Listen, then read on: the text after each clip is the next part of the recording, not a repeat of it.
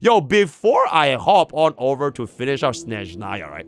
Do you think she'll be better with this team or this team, guys? 1 or 2?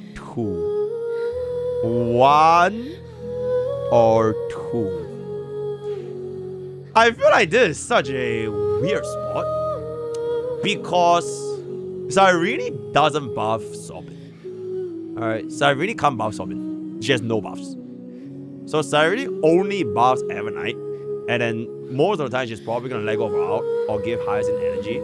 But that one buff to Sobin is like done. But for this setup, Sobin is able to use her kit to actually make Evernight the main DPS, which she can make use of since Evernight actually wants energy regeneration, and I'm guessing more action value, so that's pretty good. But on the flip side for Casterus, right? Sobin can't buff Casterus since Casterus won't really gain any benefits from the energy at all. It is pure new butt. So she's still gonna end up buffing Evernight anyways. But if you take away Cyrene from this team, that means that you lose the Evernight true damage and your Casterus is permanently stuck in 100% new butt. So I feel like both of these teams shows areas of like concern where she would be or would not be as good. Okay, the good thing about this is I guess Cyrene can go into another Chrysos Air. So if you still play Cyrene with like an Exile, that could work.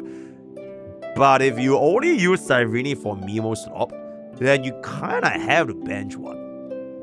You get what I'm saying? If you do not have Evernight, I don't think Evernight has a replacement. Evernight's value is too high. That's why like, they only replace either the first DPS or the Mimi support.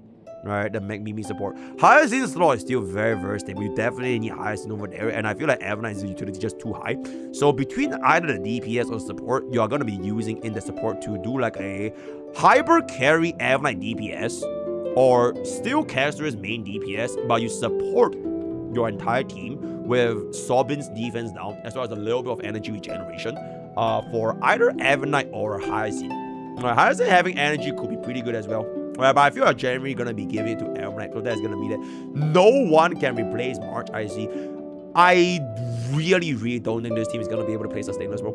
Okay, not with Casterus anyways. Maybe this team might be able to play Sustainless, but like, it's really hard.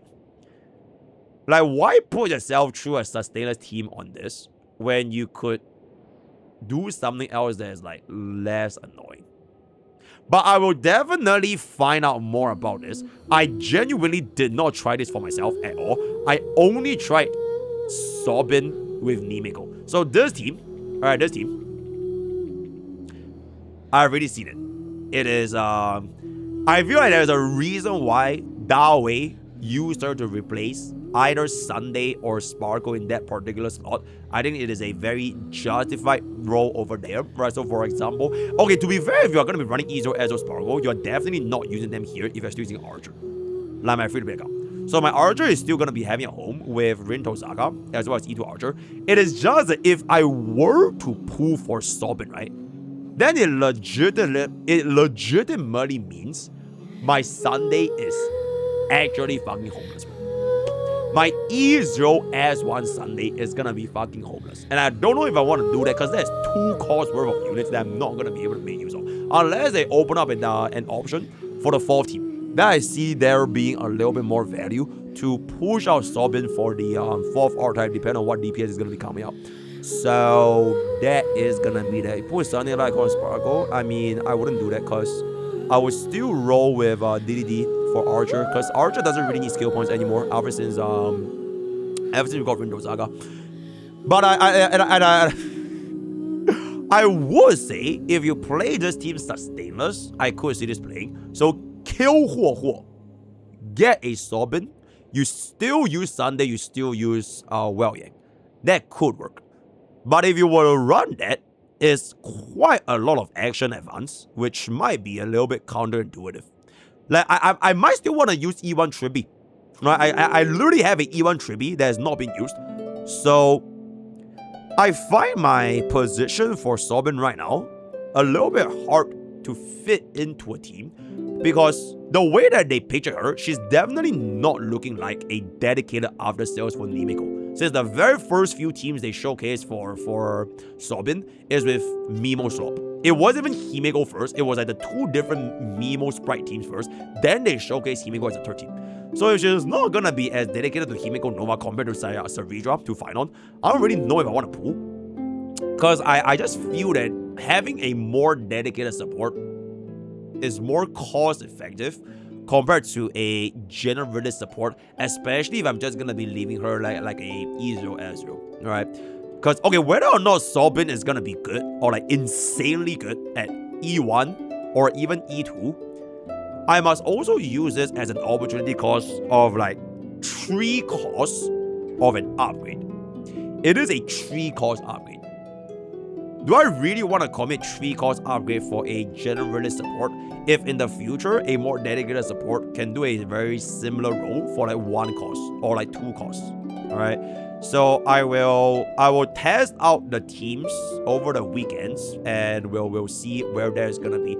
I don't really know if every single Himeko mains need Sobin, but I know for a fact that if you want to main Nimeko, right, her E2 is still like, in my opinion, the most important 2 cost upgrade. So I wouldn't give her any other cost until you get the E2 Nimeko, exactly like Final Castellana.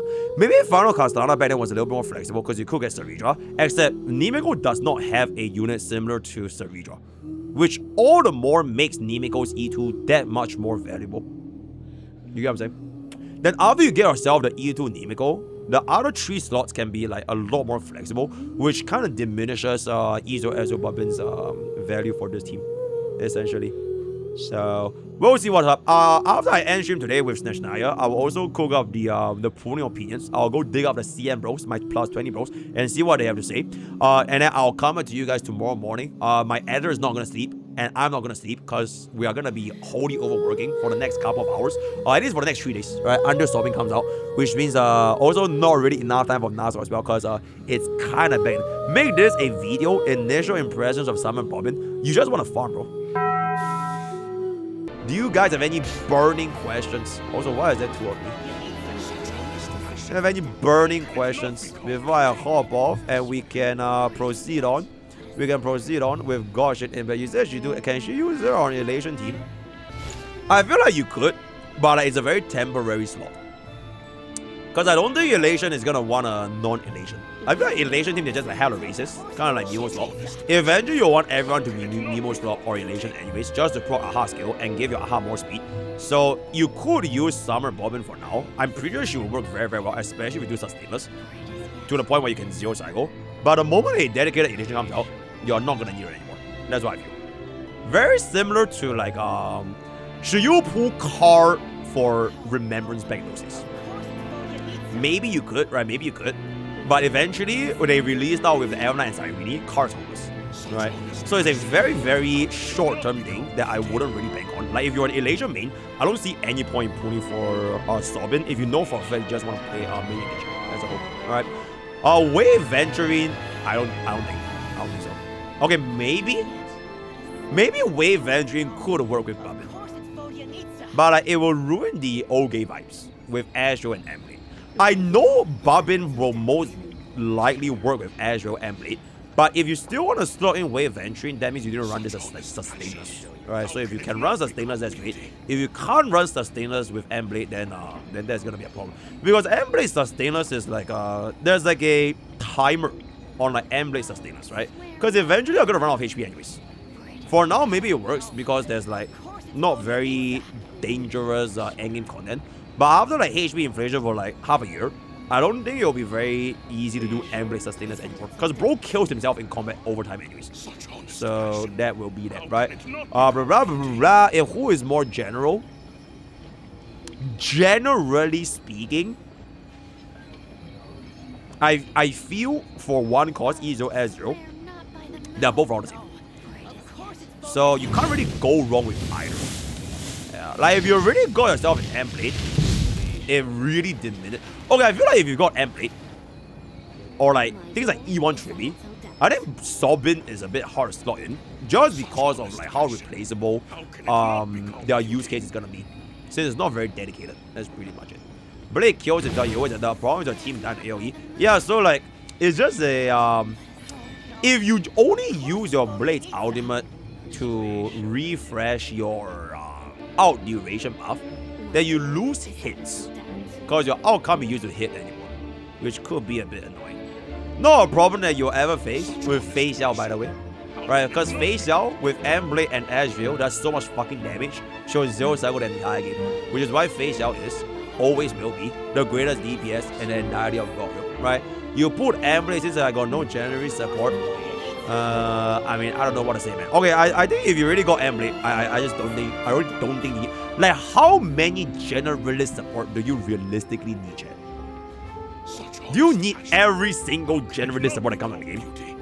Like, you're fine without a generalist support, bro. Alright, I feel like having like 2 generalist support is really good.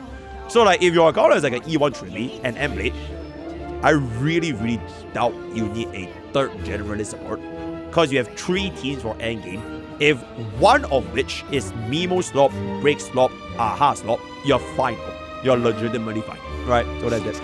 Okay, until they release like a 14 content, then that will be interesting, right? If they release a 14 content, that will be another bomb. Then we'll see how that. Okay, but the problem of them releasing a 14 content is that by the time that actually comes on, let's just say for example version 5, there is gonna be a version 5 generalist support. So like, what is the point of putting for a generalist support right now if you don't need that generalist support? Because there's gonna be another generalist support anyways. Because every single version has a generalist support, right? So that is pretty much gonna be it. It really just depends on like your teams, right? If your teams could use something right now, then I would say go for it. But like, if your team doesn't need it, then there's no point going for it. Alright. Let's just play Tribby, M-Blade, Barbin, and Sobin. Barbin will 100% be homeless. But I could see that being our case. Your waifu pooler? Okay, then go ahead, bro. Yep. Yeah, 3-team content now is very easy because Goryo is Goryo, and Goryo will never forsake his player base. That's why you have free Archer to destroy Team 1. Team 2, if you either play any of the flagships, you should be completely fine. And Team 3 is probably the only one that has a little bit of difficulty, which is where you use like your DOT, right, your Finon, right, your Nimeko, right, your like those non-flagship teams essentially, right? Yeah, HSR is legitimately too fucking generous, bro. And that is why Goryo is Goryo.